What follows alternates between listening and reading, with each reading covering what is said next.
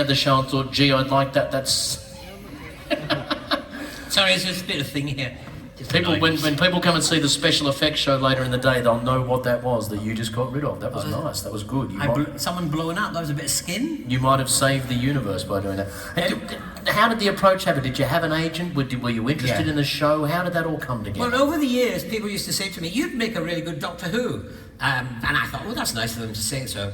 And then one day I heard that Colin Baker was leaving. It was on the news. And so I phoned up my agent and said, look, there's a job going at the BBC. And so my agent phoned John Nathan Turner, the producer. And John Nathan Turner were chatting, he said, Sylvester? And he said, Sylvester who? And my agent said, yes. And then what happened was that John Nathan Turner hung up. You know, they had that chat.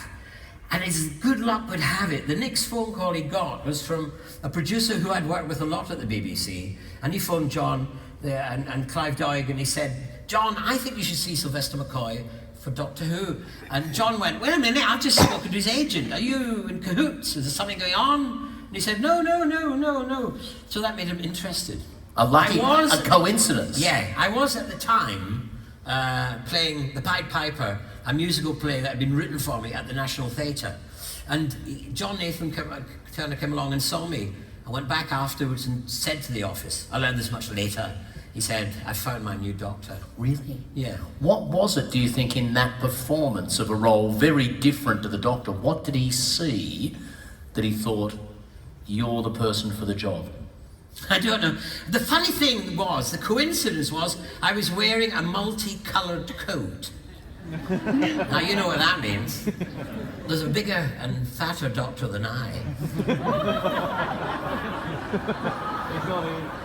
And he used to wear one of them, didn't he? Anyway, I'm not sure if that was what it was, but the Pied Piper was a kind of a very heroic. It was a rock and roll role. It was a very, it was 80s. It was, kind of Ziggy Stardust.